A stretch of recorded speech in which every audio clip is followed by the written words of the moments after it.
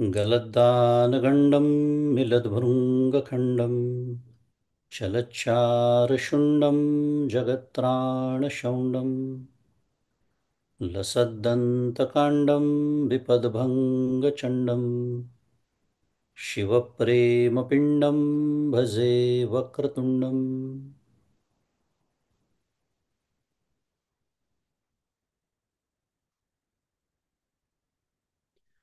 अहं निर्विकल्पो निराकाररूपो विभुर्व्याप्य सर्वत्र सर्वेन्द्रियाणां सदा मे समत्वं न मुक्तिर्न चिदानन्दरूपः शिवोऽहं शिवोऽहं चिदानन्दरूपः शिवोऽहं शिवोऽहम्। गुरुर्ब्रह्मा गुरुर्विष्णुः गुरुर्देवो महेश्वरः गुरुः साक्षात् परब्रह्म तस्मै श्रीगुरवे नमः। ब्रह्मानन्दं परमसुखदं केवलं ज्ञानमूर्तिं द्वन्द्वातीतं गगनसदृशं तत्त्वमस्यादिलक्ष्यम् एकं नित्यं विमलमचलं सर्वधी साक्षिभूतं भावातीतं त्रिगुणरहितं सद्गुरुं तन्नमामि। श्री सद्गुरुनाथ महाराज की जय। जय जय रघुवीर समर्थ। श्री राम जय राम जय जय राम। श्री राम जय राम जय जय राम। श्री राम जय राम जय जय राम। श्री राम जय राम जय जय राम। श्री राम जय राम जय जय राम। श्री राम जय राम जय जय राम। श्री राम जय राम जय जय राम। श्री राम जय राम जय जय राम। श्री राम जय राम जय जय राम। श्री राम जय राम जय जय राम।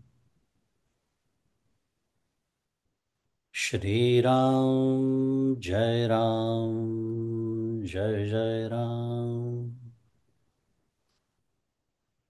श्री राम जय राम जय जय राम। श्री राम जय राम जय जय राम। श्री राम जय राम जय जय राम।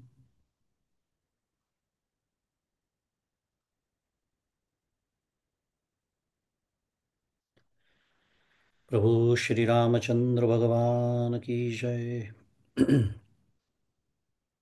श्री सद्गुरुनाथ महाराज की जय। जय जय रघुवीर समर्थ।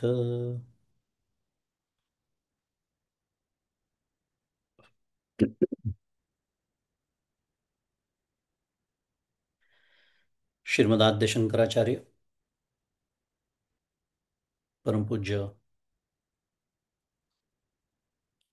डॉक्टर श्री कृष्ण दत्तात्रय देशमुख उपाख्य डॉक्टर काका आणि परमपादरी गंधे या सर्वांच्या श्रीचरणी शिरसाष्टांग वंदन करतो. तुम्ही श्रुती जगदीश मूर्ती, तेथे माझी व्युत्पत्ती किती. बुद्धिहीन अल्पमती, सलगी करीतो श्रीराम. तुम्हा सर्वांना सप्रेम अभिवादन.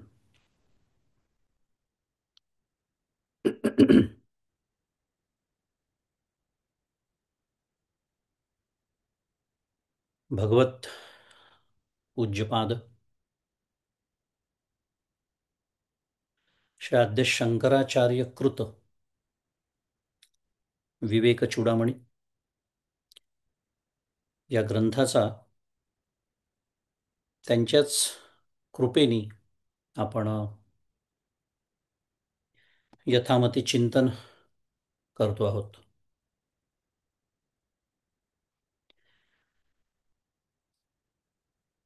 आचार्य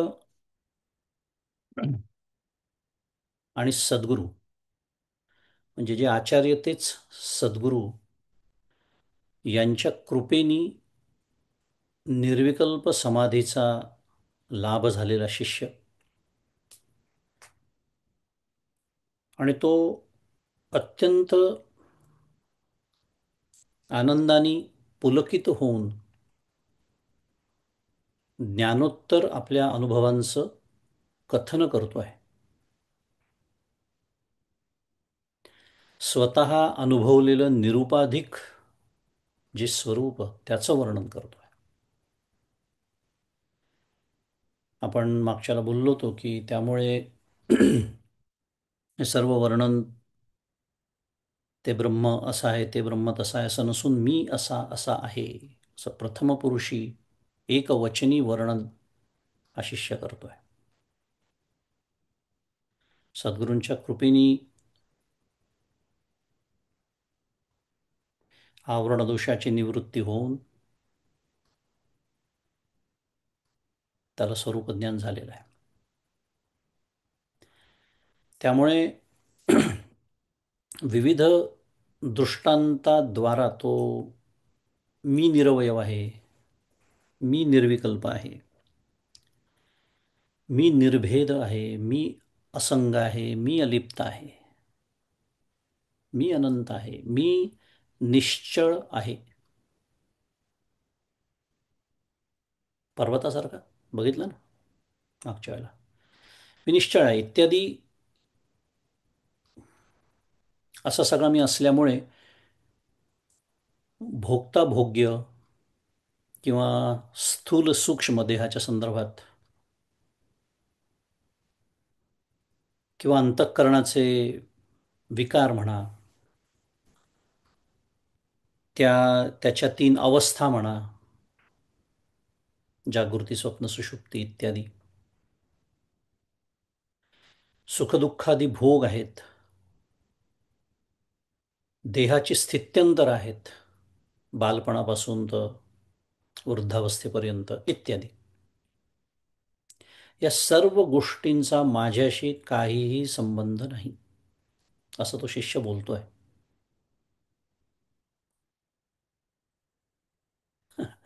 तो शिष्य काय बोलतो याच्यापेक्षा माझी भाषा काय हे महत्वाचं आहे, कारण या सर्व गोष्टींशी माझा जबरदस्त संबंध आहे असं मला वाटतं. आणि त्याची ती अनुभूती तर माझी ही अनुभूती, मी या अनुभूतीत जगत असतो.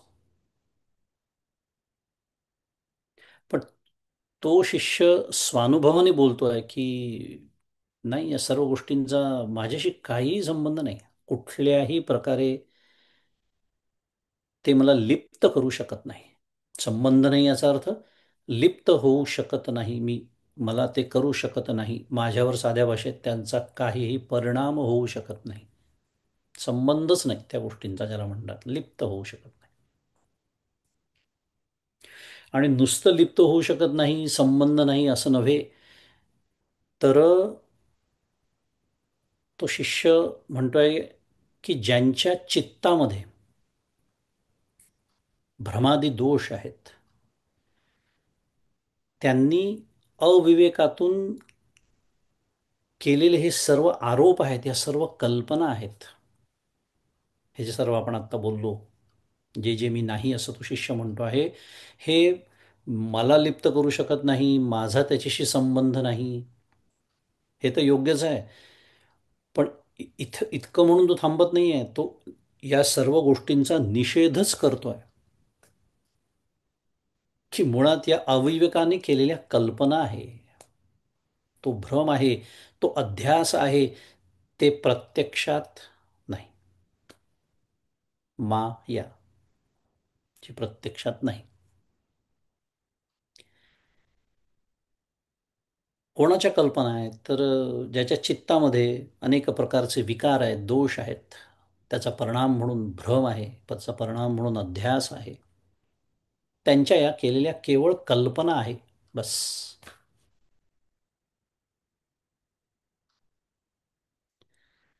असं हा शिष्य स्वतःचे अनुभव सांगतोय.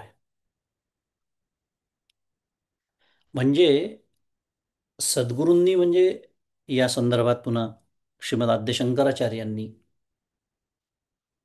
उपदेश करताना, उपदेशकाली जे तत्वज्ञान प्रतिपादलं, म्हणजे या शिष्याची समाधी लागण्याच्या आधी जे तत्वज्ञान, ज्या तत्वज्ञानाचा बोध सद्गुरूंनी त्या शिष्याला केला, आता तीच तत्वज्ञान, गंमत म्हणजे पहा कसं आहे, तीच तत्वज्ञान तो शिष्य स्वतःची अनुभूती म्हणून सांगतो आहे. मागच्याला बोललो होतो आपण, असं का, खरं का, बरं का, ही भाषा नाही आहे आता. एक उदाहरण, या संदर्भात एक उदाहरण, म्हणजे आत्ताचा जो विषय सुरू आहे की कसा मी निर्विकल्प आहे, असंग आहे, इत्यादी, आणि या सर्व कल्पना आहे. आता आचार्य बोलले होते, एक 409 श्लोक होता, चित्तमूलो विकल्पोयम चित्ताभावेन कश्चन. प्रसिद्ध श्लोक आहे खरं. चित्तमूलो विकल्पोयम चित्ताभावेन कश्चन अतश्चित्तम समाधेही प्रत्यग्रूपे परात्मनि.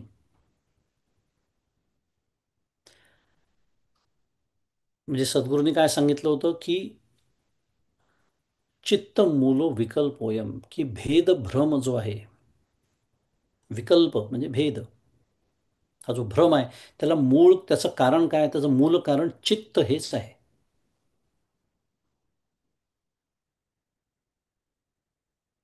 आणि चित्ताभावे न कश्चन, म्हणजे चित्त अभावे न कश्चन, म्हणजे चित्ताचा जर लय झाला तर यातला एकही विकल्प नसतो. आणि अतश्चित्तम समाधेही, की म्हणून तू काय कर, तर साक्षी रूप परमात्म स्वरूपी आपल्या चित्ताला काय कर, समाहित कर. अतश्चित्तम समाधेही प्रत्यक रूपे परात्मने. आता असा उपदेश सद्गुरूंनी त्याला केला होता.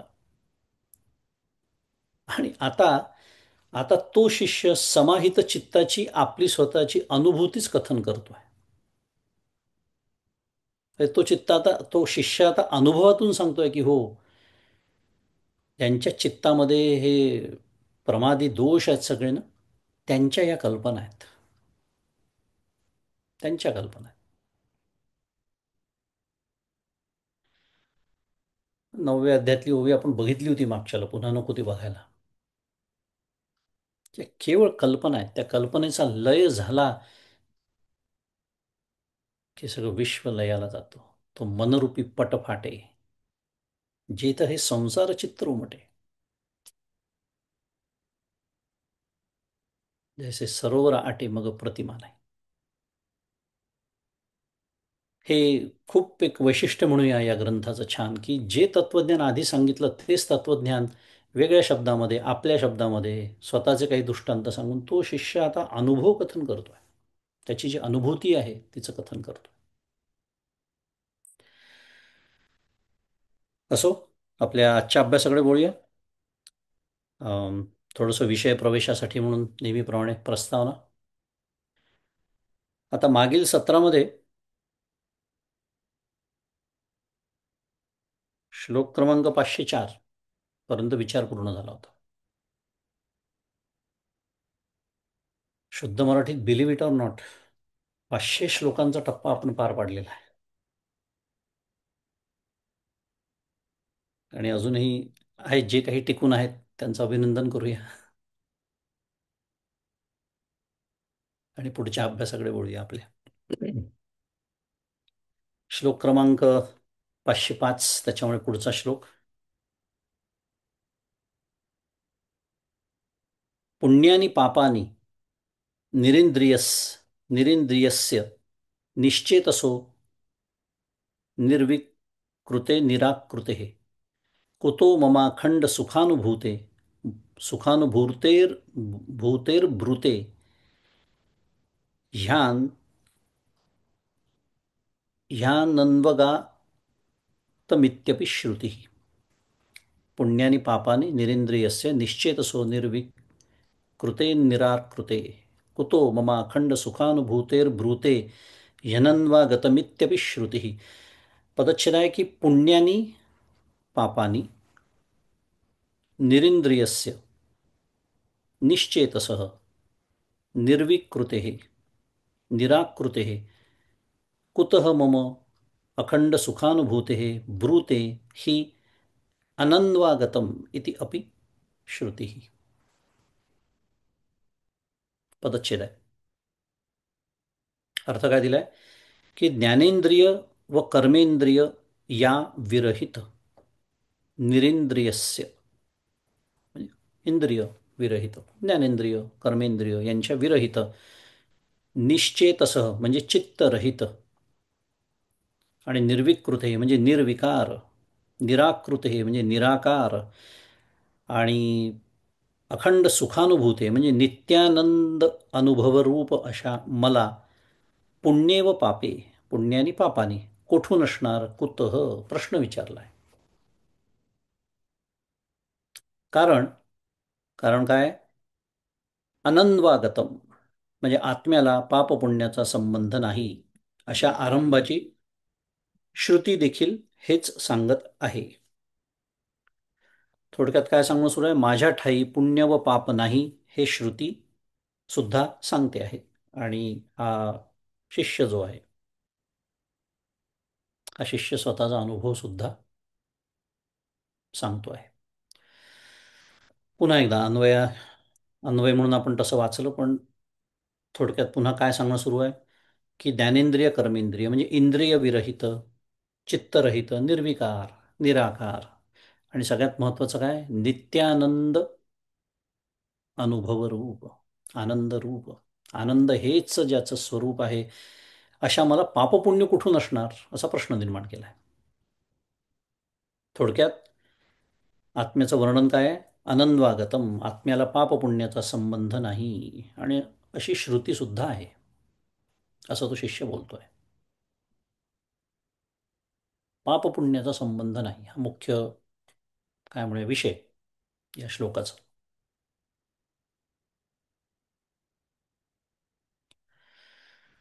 तर माहिती आहे की शास्त्र असं सांगतं की पाप आणि पुण्य याच्या दोन गोष्टी आहेत.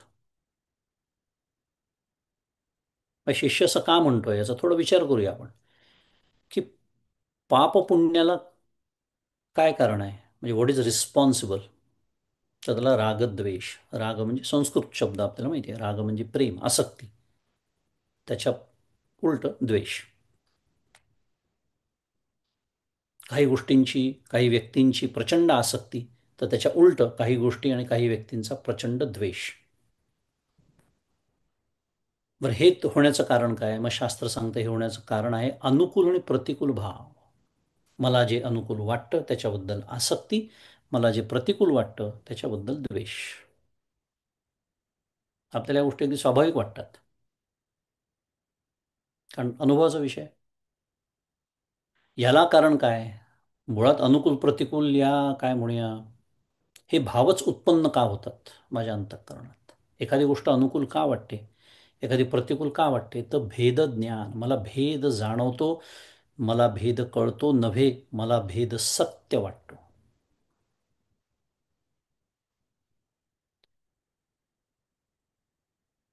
मग भेदज्ञानाचं कारण काय आहे शेवटचं उत्तर शास्त्र देतं अज्ञान. आणि अज्ञानाची व्याख्या आपण अनेक वेळेला पाहिलेली आहे. स्वरूपाचं विस्मरण म्हणजे अज्ञान. ते झाल्यामुळे भेदज्ञान व्हायला सुरुवात, त्याच्यामुळे अनुकूल प्रतिकूल भाव, त्याच्यातून रागद्वेष, त्याच्यातून पाप पुण्य घडतं. अथ केन प्रयुक्तोयम पापम चरति पुरुषा. अर्जुनाने प्रश्न विचारलाय. काम एष क्रोध एष रजोगुण समुद्भवा.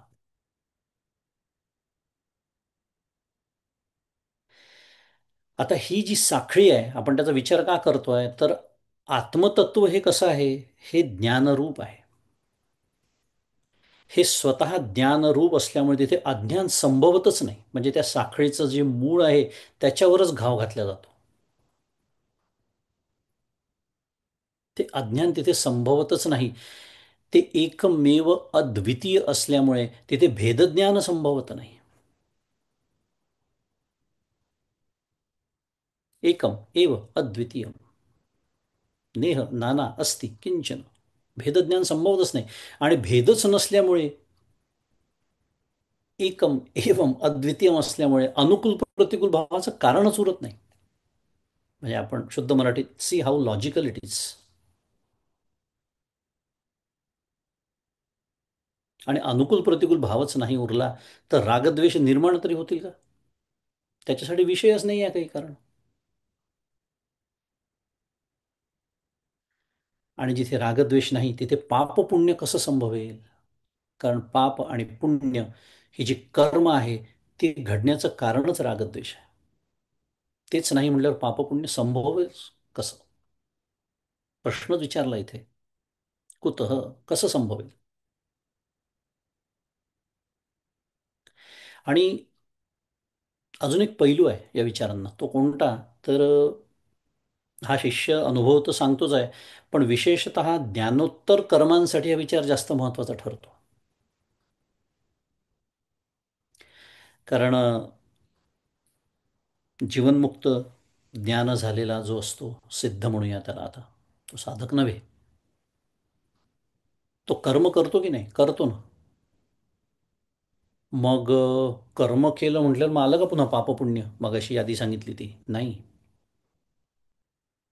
कारण कर्तृत्व भोक्तृत्व भाव रहित नैष्कर्म्य दशेतील जे कर्म असतं ते पाप पुण्यास म्हणजेच बंधनास कारण होत नाही. याला नैष्कर्म्य दशेतील कर्म असं एक मोठं नाव आहे शास्त्रामध्ये. मग ते तसं लक्षण आहे ते जीवनमुक्ताचं. तेच तर माझ्यासाठी साधन सांगितलं आहे भगवद्गीतेत. दुसरं काय सांगितलं आहे कर्मयोगात? कर्तृत्व सोडा म्हणजे भोक्तृत्व सोडल्या जातं. आणि असं कर्म, असं केलेलं निष्काम कर्मच आपल्याला कर्मबंधनातून सोडवतं. इथे हे आपोआप घडतं. मुद्दा एवढाच सांगणं सुरू होतं की हा त्याचा जो पैलू आहे दुसरा आपण बघतोय त्याच्यातून पापपुण्याची निर्मिती नाही आहे आता. कारण संचित कर्म जळून भस्म झालेलं आहे. ज्ञान झालेलं आहे. पवित्र पवित्रम इदम उत्तमम नेहमी सांगतो मी. प्रारब्धाचा प्रारब्धरूपी कर्माचा भोग त्याचा क्षय होतो आहे, भोगणं सुरू आहे. मग आता जर नवीन पापपुण्याची निर्मिती झाली कल्पना करा, तर मग ज्ञानाचा काय उपयोग असं म्हणायची वेळ आलीच ती. पण तसं होत नाही. पापपुण्याची निर्मिती होत नाही कर्म जरी सुरू राहिले तरी. हाही त्याचा एक काय म्हणूया महत्वाचा पैलू आहे या श्लोकाचा. मुद्दा हा जो शिष्य म्हणतोय की पापपुण्याचा माझ्याशी संबंध नाही, हे कसं शक्य आहे ते आपण थोडं समजावून घेतलं. आणि आत्मषटकम नावाचं आचार्यांचं स्तोत्र आहे, अनेकांना पाठसुद्धा असेल. त्यात काय वर्णन करतात आचार्य? न पुण्यं न पापं न सौख्यं न दुःखं न मंत्रो न तीर्थो न वेदा न यज्ञ अहम भोजनम नैव भोज्यम न भोक्ता चिदानंद रूप शिवोहम शिवोहम. न पुण्यं न पापं न सौख्यं न दुःखं. म्हणजे मी पुण्य नाही किंवा पाप नाही, किंवा मला पुण्य नाही पाप नाही, सौख्यं न दुःखं. आणि त्या पापपुण्याचं परिणामरूप जे सुखदुःख तेही मला नाही. त्याचं जे कारणरूप असे जे किंवा साधनरूप म्हणूया, तीर्थ म्हणा, मंत्र म्हणा, वेद म्हणा, यज्ञ म्हणा इत्यादी काहीही नाही. आणि मी कसा नाही आहे? अहम भोजनम नैव भोज्यम न भोगता, म्हणजे मी भोगता नाही, मी भोग्य नाही आणि मी भोगही नाही. कोणते भोग? पाप पुण्यरूपी भोग मला नाहीत. तेच तर सांगणं सुरू आहे. का? कारण मी सच्चिदानंद रूप शिव आहे. सच्चिदानंद रूप किंवा चिदानंद रूप शिवोहम. शिवोहम ध्रुवपद आहे त्या स्तोत्राचं, माहिती आहे आपल्याला. दरवेळेला त्यातलाच शेवटचा श्लोक म्हणतो मी, अहम निर्विकल्पो.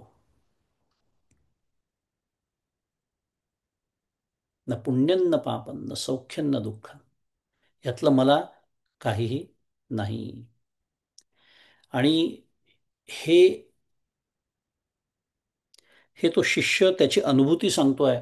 पण एका मर्यादित स्वरूपाने विचार केला तर आपल्या सर्वांच्या सुद्धा अनुभवाचा विषय आहे. आपल्या सर्वांच्या अनुभवाचा विषय आहे. कारण सुषुप्ती आली पुन्हा आपल्या, फार महत्वाची अवस्था कामात येते ती आपल्याला.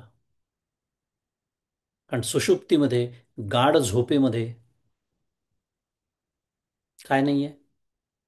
पुन्हा मगाशीची साखळी आठवूया आपण. तिथे मुळात काय नाही आहे? पहिलेपासून सुरुवात केली मुळापासून, तर भेदज्ञानच नाही आहे. अज्ञान आहे, आपण त्याचा आत्ता विचार करत नाही आहे, म्हणून तो सुषुप्ती पुरतीच फक्त हा अनुभव आहे, अत्यंत तात्पुरता. पण भेदज्ञान तिथे नाही, अनुकूल प्रतिकूल भाव तिथे नाही. कोणी त्या झोपेमध्ये गाढ झोप लागली असेल, कोण आहे आपल्या प्रेमाचा विषय? करा बरं विचार. कोणाचा राग आणि द्वेष? मग हे सर्व नसल्यामुळे, ही यादी पुन्हा एकदा कशासाठी सांगितली? हे सर्व नसल्यामुळे सुषुप्तीमध्ये पाप पुण्याचा अभाव आहे, यातलं काहीही नाही. कारण आपण निस्संग निशोक असं जे आपलं स्वतःचं स्वरूप आहे त्याला जाऊन टेकलेलो असतो. आणि बृहदारण्यक श्रुती आहे, ती या संदर्भाने हाच बोध करते की काय होतं त्या सुषुप्तीमध्ये, झोपेमध्ये काय होतं, तर अत्र पिता अपिता भवती, माता अमाता, लोका अलोका, मोठी यादी दिली. स्तेनो अस्तेनो भवती, म्हणजे काय? अत्र पिता अपिता भवती, म्हणजे पिता पिता राहत नाही, माता माता राहत नाही. मी झोपल्यानंतर मी आई आहे, वडील आहे, का स्त्री आहे, का पुरुष आहे, लोका अलोका, कुठल्याच ईशणा लोकेशणा काहीच नाही. स्तेनो अस्तेनो, चोर असेल तर तो अचोर होतो, पिता असेल तर अपिता होतो, माता अमाता होते. हे सर्व आपण अनुभवतो. हे सर्व विशेष म्हणूया, उपाधीला धरून असलेले सर्व विशेष तिथे काहीही नसतं. म्हणून तिथे पुण्य नाही आणि पाप नाही. झोपेमध्ये मी ठरवून पुण्य करू शकत नाही आणि ठरवून पापही करू शकत नाही. पुण्येना पुण्येना नन्वागतम पापेन तीर्णो हि तदा, असं त्या श्रुतीमध्ये पुढे म्हटलेलं आहे. हा जो शब्द या श्लोकातला आहे ना, अन्वगतम, नाही अनन्वागतम, अनन्वागतम हा जो शब्द आहे तो या श्रुतीतला शब्द आहे. कारण अनन्वागतम हे आत्म्याचं असंगत्व, निर्लेपत्व म्हणूया, असंबद्धत्व म्हणूया, हे सांगण्यासाठी वापरला जाणारा शब्द आहे. पुण्येना नन्वागतम पापेन तीर्णो हि तदा. त्यामुळे तो जो पुरुष त्या गाढ झोपेमध्ये पुण्य आणि पाप या दोन्हीपासून कसा होतो? असंबद्ध होतो, म्हणजे त्याचा संबंध राहत नाही या गोष्टींची. मुद्दा काय सुरू आहे इथे? ज्या श्रुतीचा उल्लेख झाला ती श्रुती, आणि मुळात हा अनुभव आपण सुद्धा कसा घेतो, हाच अनुभव जागृतीमध्ये आणण्याचा प्रयत्न करणं, याला साधना असं म्हणतात. याला साधना असं म्हणतात. असो, पुढचा श्लोक 506 क्रमांकाचा. छायया स्पृष्टमुष्णं वा शीतं वा सुष्टुदुष्टु वा न स्पृशत्येव यत्किंचित पुरुषं तद्विलक्षणम्. 506 क्रमांकाचा श्लोक आहे. पदच्छेद आहे त्याचा. छायया स्पृष्टम उष्णम वा शीतं वा सुष्टुदुष्टु वा न स्पृशती एव यत् किंचित पुरुषम तद्विलक्षणम. अर्थ दिलाय की पुरुषाच्या शरीराच्या छायेशी संबंध झालेला उष्ण किंवा शीत किंवा अनुकूल किंवा प्रतिकूल जो काही पापपुण्याला किंवा सुखदुःखाला हेतुभूत पदार्थ असतो तो त्या छायेहून भिन्न पुरुषाला स्पर्श करीत नाही, करीत नाहीच. आणि देहाच्या छायेला स्पर्श केलेला पदार्थ जसा देहाला स्पर्श करीत नाही तद्वत चेतनात्मा जो मी, त्या मला पापपुण्याचा संबंध नसून तो छायारूप चिदाभासाला आहे. पुढे दिला आहे की आत्मस्वरूपी पापपुण्याचा संबंध नाही, हे दृष्टांतपूर्वक सांगितलं आहे. तोच पापपुण्याचा विचारच आहे की मला पापपुण्य स्पर्श करत नाही, हे सांगण्यासाठी एक दृष्टांत येथे दिलेला आहे की पुरुषाची छाया, त्याचा संबंध आलेले जे काही पदार्थ उष्ण शीत अनुकूल, छायेशी संबंध थोडंसं वाचताना गोंधळ होऊ शकतो, पण छायया स्पृष्टम, छायया म्हणजे तृतीय विभक्ती आहे, एकवचन. त्यामुळे छायेने स्पर्शित असा विचार करायचा, म्हणजे समजायला सोपं जातं. छायया स्पृष्टम म्हणजे छायेने स्पर्शित झालेलं काय, तर तो जो कुठला पदार्थ असेल, तो उष्ण असेल, शीत असेल, अनुकूल असेल, प्रतिकूल असेल, इत्यादी इत्यादी इत्यादी, तो जसा त्या पुरुषाला स्पर्श करू शकत नाही, छायेला स्पर्श केला म्हणजे पुरुषाला स्पर्श झाला असा विचार सुद्धा आपण कधी करत नाही, इतकं ते स्वाभाविक आहे. म्हणूनच तो दृष्टांत म्हणून दिलेला आहे. तसं चेतनात्मा जो मी, त्या मला पापपुण्याचा संबंध नाही. त्याचा संबंध जो आहे तो कोणाला आहे, तर जसं तिथे त्या दृष्टांतामध्ये छायेला आहे, तसा इथे तो चिदाभास आहे. पुरुषाच्या छायेचा दृष्टांत देण्याचा उद्देश काय आहे, हा दृष्टांत का दिला, तर ब्रह्मवस्तूला किंवा आत्मवस्तूला पुरुष म्हणतात. असंगोयम ही पुरुषा, ऐकी नाही श्रुती आहे. पण तिथे पुरुष याचा अर्थ ब्रह्मवस्तू किंवा आत्मवस्तू. बऱ्याच वेळेला त्याला पुरुष असा शब्द वापरतात, म्हणजे पुरुष म्हणजे स्त्री पुरुष असा विचार नाही आहे. आणि त्या ब्रह्मवस्तू किंवा आत्मवस्तूची छाया म्हणजे प्रतिबिंब, म्हणजे फाकलेला प्रकाश. वेगवेगळ्या पद्धतीने मांडणी केली जाते, अर्थ एकच आहे. त्याला काय म्हणतात, त्याला चिदाभास असं म्हणतात. कारण त्या ब्रह्मवस्तूचा, त्या चितचा तो आभास आहे, चिदाभास म्हणतात. आणि तो चिदाभास जो आहे तो अंतःकरणाच्या उपाधीने सिद्ध होतो. आपल्याला माहिती आहे चिदाभास ही संकल्पना. आता झाले 506 क्रमांकाचा श्लोक सुरू आहे. होतो की नाही, अंतःकरणाच्या उपाधीने तो सिद्ध होतो. आता हा दृष्टांत देण्याचा उद्देश काय आहे ते आपण समजून घेतोय, की मूळ विषय सुरू आहे पापपुण्य. तर पापपुण्यासारखे हे जे संसार धर्म ज्याला म्हणतात, हे कशाचे आहे, कोणाचे आहेत, हे अंतःकरणाचे आहेत. बरोबर. कारण अंतःकरण कसं आहे, त्रिगुणात्मक आहे. का, मायेची माया कार्य ते आहे, आणि माया कशी आहे, त्रिगुणात्मिका परा. त्यामुळे अंतःकरण हे त्रिगुणात्मक आहे. पाप पुण्य हे अंतःकरणाचे धर्म आहेत, आणि त्या अंतःकरणाच्या उपाधीनी जे सिद्ध होतं म्हणजेच त्या चिदाभासाचे ते आहेत. आत्मरूप मी जो आहे त्याला त्याच्या स्पर्शाची कल्पनाही करता येत नाही. हा दृष्टांत या दृष्टीने खूप छान आहे. एक साधक म्हणून आपल्याला समजून घेण्यासाठी सुंदर दृष्टांत आहे का?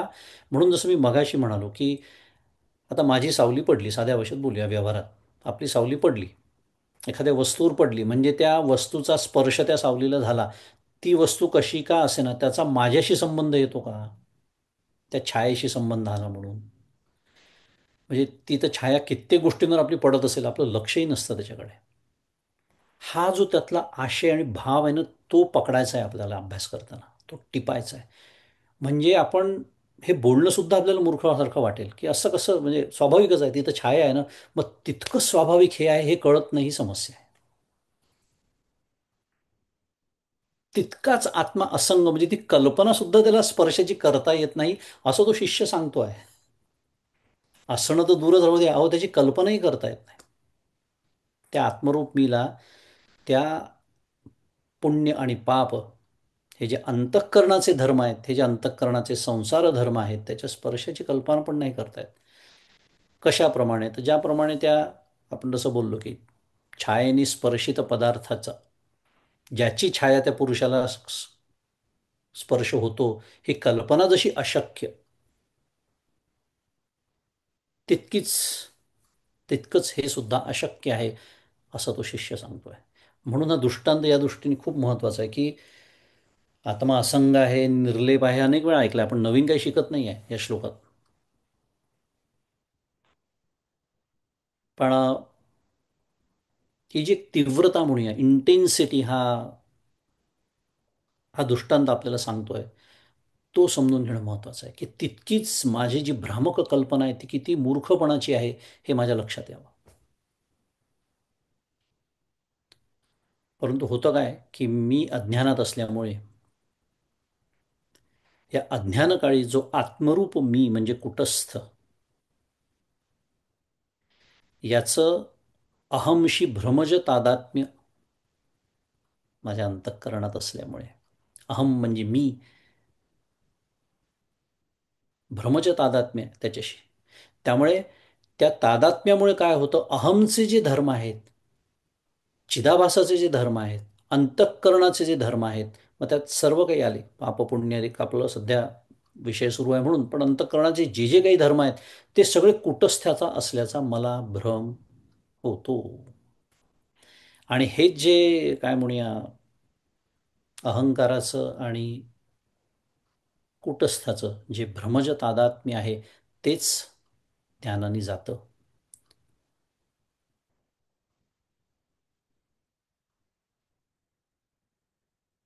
आणि मग हा प्रत्यक्ष अनुभव येतो की अरे हो, हे सर्व अंतःकरणाचे धर्म आहे, मी त्याच्यापासून अत्यंत अलिप्त आहे. काय आनंदाची स्थिती असेल कल्पना करा. कारण कुठलाही धर्म असू द्या, अनुकूल प्रतिकूल, पाप पुण्य, राग द्वेष, काय रजोगुण तमोगुण, जे काही अंतःकरणाचे सगळे आहेत कारभार म्हणूया, त्याच्यापासून अलिप्त, ब्रह्मानंदे सदा डुल्लतू. काय विलक्षण अवस्था असेल, कल्पना करू शकतो आपण. पुढच्या श्लोकामध्ये आता हाच मुद्दा आहे पुन्हा, पण एक अजून एक नवीन दृष्टांत दिलाय, त्याच्या साह्याने हाच मुद्दा ते अधोरेखित करतायत. श्लोक वाचतो, 507 क्रमांकाचा श्लोक. न साक्षिणम साक्ष्यधर्मा संस्पृशन्ति विलक्षणम अविकारमुदासीनं गृहधर्मा प्रदीपवत्. न साक्षिणम साक्ष्यधर्मा संस्पृशन्ति विलक्षणम अविकारम उदासीनं गृहधर्मा प्रदीपवत्, असा त्याचा पदच्छेद. आणि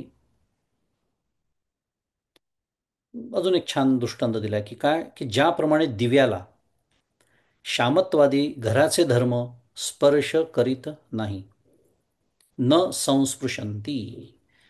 तद्वत स्वतःकडून प्रकाशित होणाऱ्या अंतःकरणादिकांचे धर्म हे साक्ष पदार्थांहून भिन्न, निर्विकार आणि उदासीन अशा साक्षीला स्पर्श करीत नाही. अविकारम उदासीन गृहधर्मा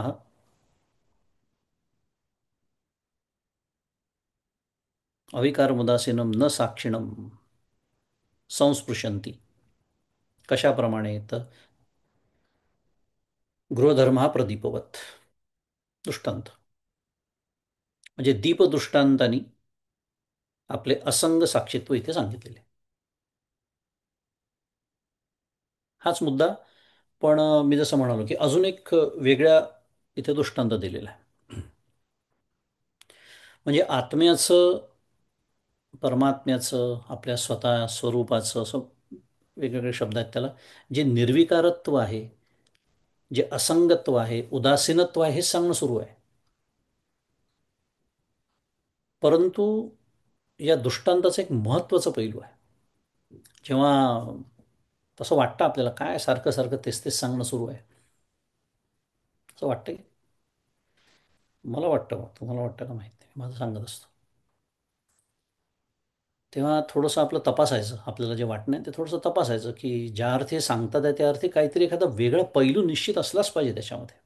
वेगळा दृष्टांत देऊन काहीतरी, कारण दृष्टांत डॉक्टर काका नेहमी म्हणतात एकदेशी असतो, तो जास्त ताणायचा नसतो.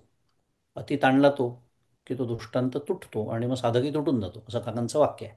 म्हणजे काय, मगाशीच्या श्लोकामध्ये छायेचा दृष्टांत होता, पण त्यात एक पैलू नव्हता, तो या दृष्टांतात आहे. हाच तर विषय आहे. का दिला हा दृष्टांत?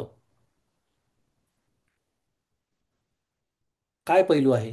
तर घराचे धर्म, म्हणजे घराचे जे काही धर्म असतील, घराचं काय भिंतींचा रंग असेल, त्याची रचना असेल, घर आवरलेलं असेल, अतिशय स्वच्छ असेल, अतिशय घाणेरड्या अवस्थेत असेल, जे काय असेल, जे काही घराचे धर्म असतील, ते दिव्याला स्पर्श करू शकत नाहीत. तेव्हा अचानक दिव्याचा काय संबंध आहे? तोच तर संबंध आहे, तेच तर त्याचा पैलू आहे. कारण हे घराचे जे धर्म आहेत, जे मला कळतात आहे, कळतात आहे म्हणजे माझ्या ज्ञानाच्या आवाक्यात येतात आहे, ते मात्र त्याच दिव्याच्या प्रकाशात होतात आहेत. पण ते धर्म त्या दिव्याला स्पर्श करू शकत नाहीत. हाच तो पैलू आहे. तद्वतच अंतःकरणाचे जे धर्म, आणि ते धर्म याचा अर्थ आपण सर्व वृत्ती म्हणूया, म्हणजे जास्त चांगलं कळतं. माझ्या अंतःकरणामध्ये उठणाऱ्या सर्व वृत्ती की ज्या मला ज्ञान करून देतात,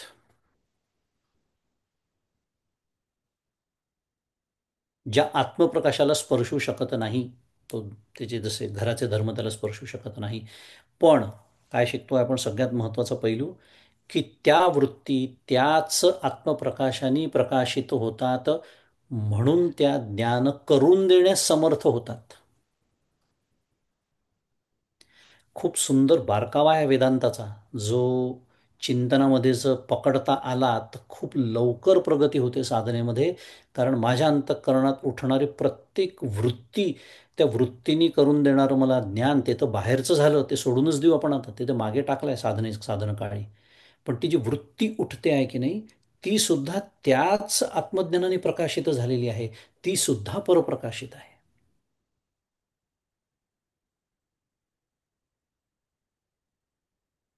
तमेव भांतमनुभाती सर्वम, तस्य भासा सर्वमिदम विभाती. कठोपनिषद सांगताय आपल्याला. तम एव भांत म्हणजे त्या आत्मप्रकाशानेच सर्व काही प्रकाशित होते. त्याच्याच प्रकाशामुळे ते भासमान होतं. पण जे भासमान होतं ते त्याला स्पर्श नाही करू शकत. कारण का? कारण मुळात ते भासमान आहे. तो स्पर्श, तो सर्प जो आहे तो रज्जूला स्पर्श करू शकतो का? त्या सर्पामुळे रज्जू हिरवी होते का? त्या सर्पामुळे रज्जू विषारी होते का? नाही. कारण ती भासमान आहे, तो अध्यास आहे. पण तो अध्यास प्रकाशित होतोय ते त्या रज्जूमुळेच, रज्जूमुळेच सर्प. हा भाव या दृष्टांतामध्ये विशेष करून आहे.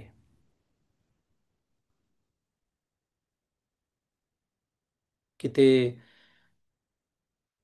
घराचे धर्म ते दिव्याला स्पर्श करू शकत नाही हे सांगताना सांगणंही सुरू आहे, पण ते घराचे धर्म त्याच दिव्याच्या प्रकाशात कळतात.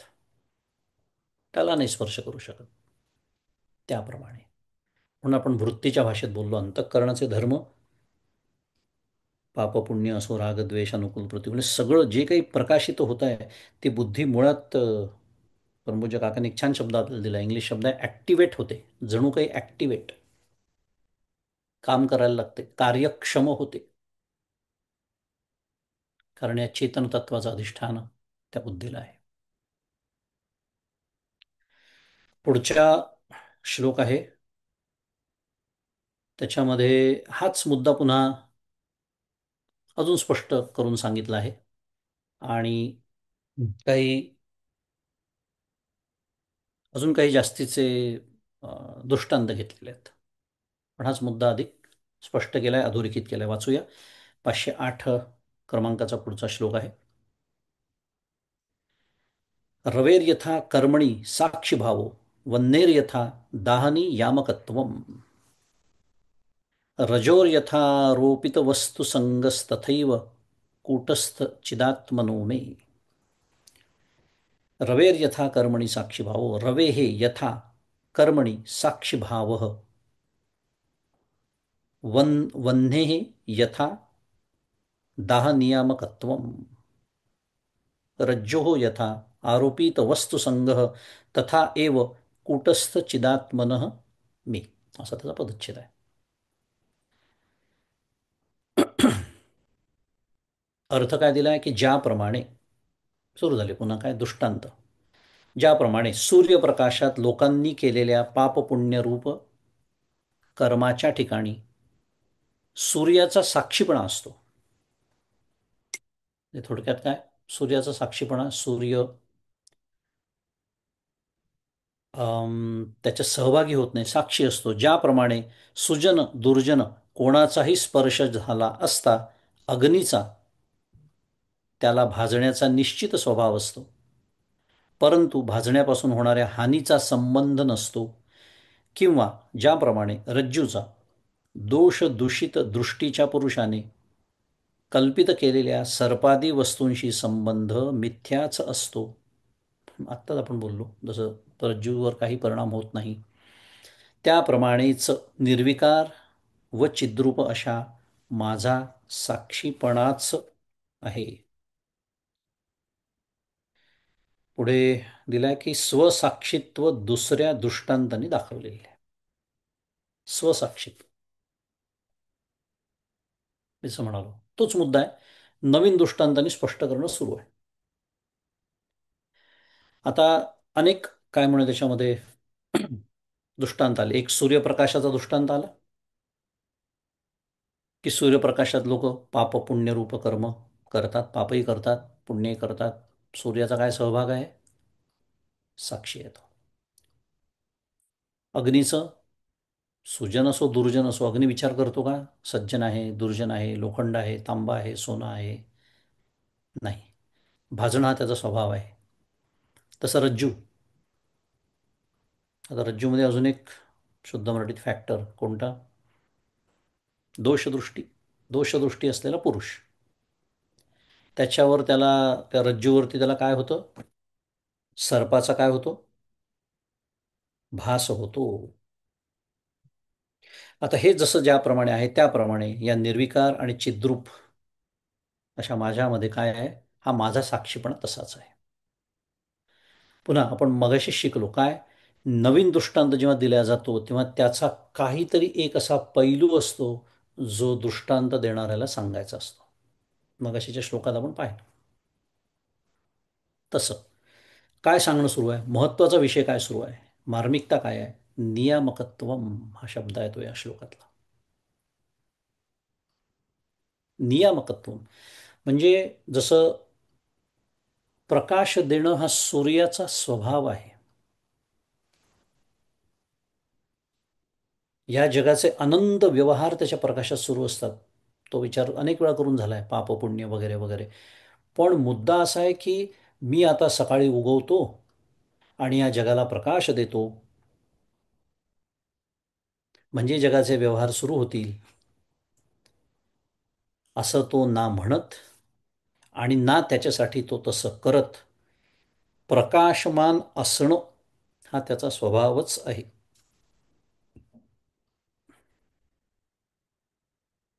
सूर्य उष्ण असणं त्याचा स्वभावच आहे. म्हणून तर हा भौतिक सूर्य जो आहे तो अंधाराला प्रकाशित करू शकत नाही. वेगळा विषय आहे.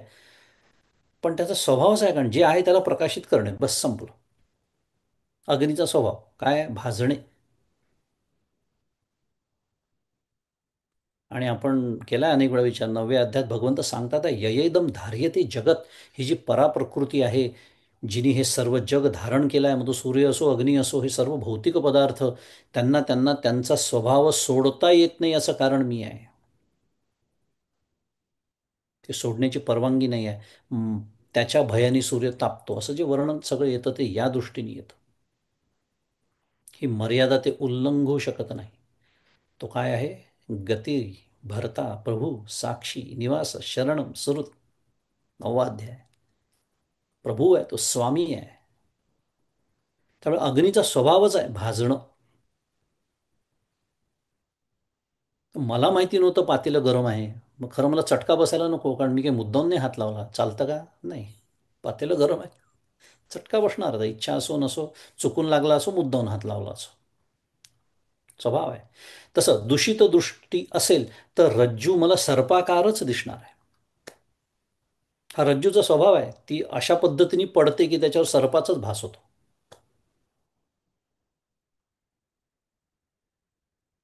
म्हणजे सांगणं काय सुरू आहे की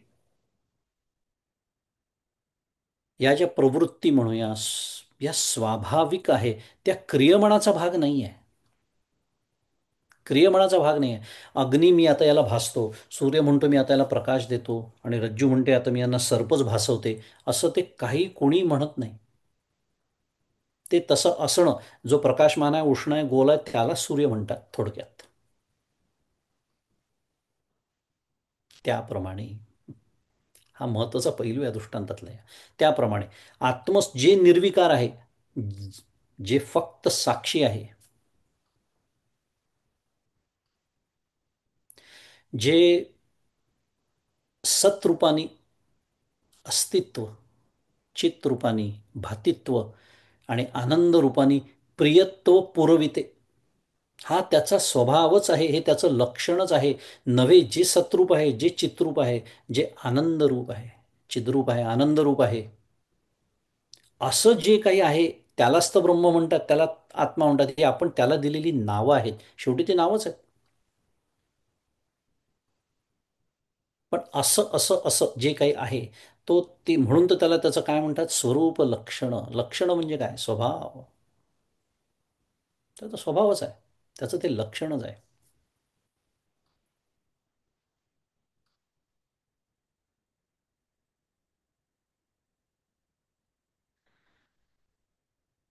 मुद्दा काय सुरू होता? की सूर्यप्रकाशात जसं लोक पाप पुण्य करत असतील, कोणी पाप करेल, कोणी पुण्य करेल, सूर्याचा त्याच्याशी काही संबंध नाही. सूर्य त्याने लिप्त होत नाही, सूर्याचा त्याच्यात सहभाग नाही. त्याप्रमाणे जसा सूर्य अलिप्त आहे, अग्निसुद्धा, ते भाजणे कोण भाजल्या जात आहे आणि तो मनुष्य कसा आहे, किंवा ती वस्तू काय, लोखंड आहे का सोनं आहे, जसं अग्नीचा काही संबंध नाही. अग्नी म्हणजे भाजणे, सूर्य म्हणजे प्रकाशणे. तसं मी म्हणजे आत्मरूप मी, सद्घन चितघन आनंद घन,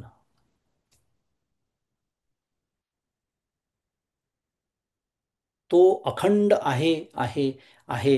आणि म्हणून आपोआपच हे सर्व जगत काय होतं? प्रकाशित होतं.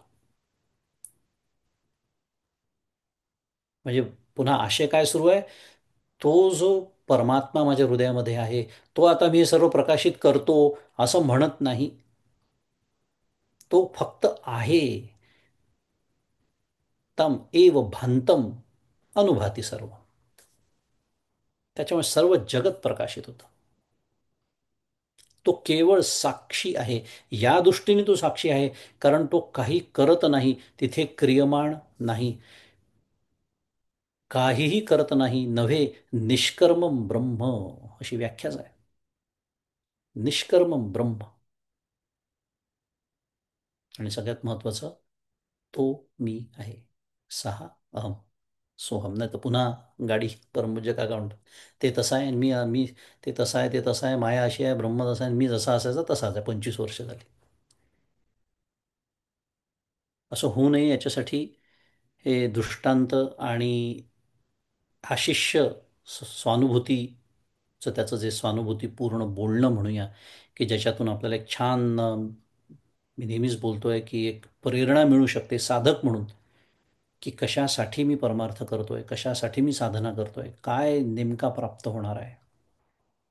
त्याचा एक छान स्पष्ट कल्पना येते, एक प्रेरणा मिळते. परमपूज्य काकांच्या भाषेत मोटिवेशन अगदी योग्य दिशेने होतं. तसं आपल्या सर्वांचं व्हावं अशी सदिच्छा व्यक्त करतो, कारण आपली वेळ संपलेली आहे. आणि श्लोक क्रमांक 508 इथपर्यंत आपला अभ्यास पूर्ण झालेला आहे.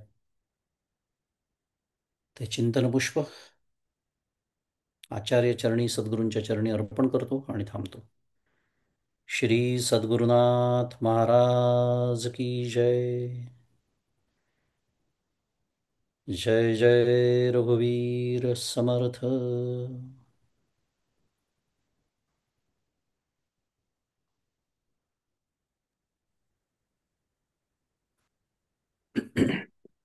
धन्यवाद महेश दादा. पुन्हा एकदा तुम्हाला नमस्कार. कोणाला प्रश्न असल्यास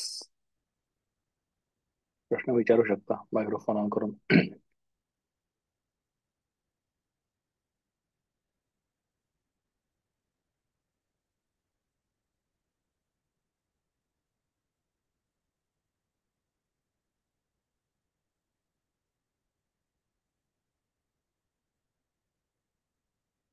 तुम्ही आधीच्या सत्रात हे सांगितलं होतं, पण मी पुन्हा एकदा विचारतो. अं, साक्षी आणि साक्षीत्व जे आहे त्याच्यातली काय म्हणतात, साक्षीला साक्षीत्व हे कार्य सुद्धा सिद्ध होत नाही अशा अर्थाचं, किंवा ती क्रिया सुद्धा सिद्ध होत नाही अशी एक संकल्पना मागच्या वेळेस मांडली होती, की मागच्या 2 सत्रापूर्वी असतील कदाचित. हो. ते इथे इथे प्रश्न असा होता की जो विवेक म्हणून आपल्याला साधना सांगितली आहे, नेती नेती किंवा अनात्मा आणि आत्म विवेक, ती वृत्ती सुद्धा, म्हणजे ती विवेक करणारी वृत्ती सुद्धा परप्रकाशित आहे, जी बुद्धिवृत्ती आहे. बरोबर. आम, त्यामुळे ती त्या उंबरठ्यापर्यंत नेऊन सोडते, हेच तिचं कार्य आहे. होय. बरोबर. आणि तिथे मग चित्तवृत्ती निरोधाला एवढा विरोध का केलाय, विरोधपेक्षा नेगेटिव्हली का सांगितलंय, असं असं मला प्रश्न विचार होता डोक्यात, की शेवटी तो चित्तवृत्ती निरोधच करायचा आहे ना, ती वृत्ती जी परप्रकाशित आहे. चित्तवृत्ती निरोधाला विरोध का केला, असा प्रश्न आहे तुझा? हो, म्हणजे मी कुठेतरी वाचण्यात आलं की ते चित्तवृत्ती निरोध ही जी साधना आहे ती त्याच्याऐवजी विचार करण्याची साधना जास्ती श्रेष्ठ आहे. त्या दृष्टीने तू म्हणतोयस. होय. होय. म्हणजे तू थोडंसं योगशास्त्र आणि म्हणजे अष्टांग योग आणि ज्ञान योगातल्या समाधीतल्या फरकाबद्दल बोलतोय. To redefine the problem statement, बरोबर? हो, फक्त एकाचं महत्व जास्ती सांगितलंय ह्याच्या अर्थाने सांगितलं, कारण की शेवटी परप्रकाशित वृत्ती विवेकानेच वेगळी करून त्याच्यातून बाजूला व्हायचंय. होय. हम्म. त्याचं उत्तर असं आहे, आपण विचार करू शकतो की चित्तवृत्ती निरोध केल्याने काय होतं. तर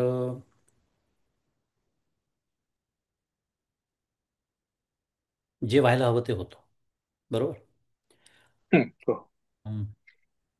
चित्तवृत्तीचा निरोधच तिथे व्हायला हवा आहे. पण होतं काय, की ते जे काही होतं ते तात्पुरतं होतं. तुला प्रसिद्ध ती गोष्ट माहिती असेल रामायणातली, की त्यांनी समाधीचं ते बहुरूपी असतात ऐकलं. बहुरूपी असतात. हो. हो. तर हम्म. तो राजांनी जे वचन दिलं असतं, काय 1000 मुद्रा सोन्याच्या, त्याचा संस्कार गेलेला नाही आहे.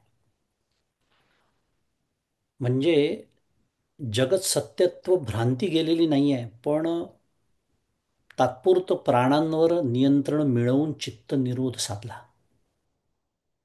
आलं लक्षात? होय. आणि म्हणून त्या दृष्टीने द्वैत किंवा द्वैती तत्वज्ञानामध्ये ते मोडतं. या हम्म. उलट आपण जेव्हा विचाराने त्या जागेवरती पोहोचतो, कारण चित्तवृत्तींचा निरोध एक तर पहिली गोष्ट फार काळ टिकत नाही तो, कारण it is kind of a brute force method if you think about it. म्हणजे मी त्याला दिलेला शब्द आहे तो, पण तू समजून घेऊ शकतो. होय. जेव्हा आपण एकेका गोष्टीचं काय म्हणतात त्याला मिथ्यात्व समजून घेत घेत ते विचाराने दूर सारत सारत जेव्हा आपण त्या जागेवरती पोचतो आणि नंतर त्याच्यातून व्युत्थान पावतो, तर आता त्या निर्विकल्प समाधीचा अनुभव घेतलेला जो शिष्य, त्याचेच ते एवढे श्लोक आपण अभ्यासतोय. होय. होय. म्हणजे ती जी दुसरी समाधी आहे आपण ज्याच्याबद्दल पहिले बोललो, त्या समाधीतून व्युत्थान पावलेलं हे असं बोलणार नाही दुसऱ्या भाषेत. हम्म. कारण त्याला काय वाटेल की आता व्युत्थान पावल्यानंतर पुन्हा आपण ज्याला म्हणतो is back to square one. मी म्हणजे देह, हे जग सत्य, मी करता, मी भोगता. ह्या दृष्टीने असं म्हणतात की तो मार्ग जास्त श्रेष्ठ आहे. बरोबर, बरोबर. त्याचा आजच्या विषयाशी काही संबंध नाही आहे, पण आजचा विषय हे एवढंच आठवलं की काय, सर्व गोष्टी परप्रकाशित असतात आणि हो, त्या साक्षीला काही, अशा पण अर्थाने मी विचारत आला छान डोक्यात. हम्म. अ,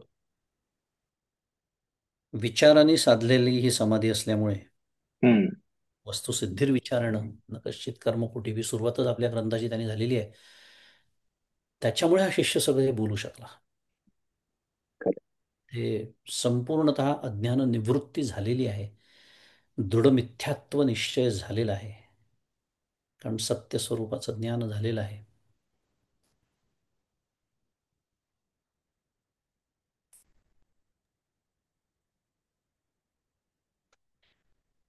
असो, थांबूया. होय, कोणी प्रश्न नसतील तर थांबू. घेतो श्लोक शेवटचा. व्हावी पूर्ण कृपा गुरु मजवरी, प्रार्थित भावे तुला, वारी सर्व अरिष्ट नेऊनिलया, संमोह जो वाढला, अज्ञानांध जनांचे मुक्त करुनी, शांती पदी बैसवी. विनती हीच असे न मागत तुझे, भक्ती तुझी ही हवी. श्री सद्गुरुनाथ महाराज की जय. जय श्रीराम.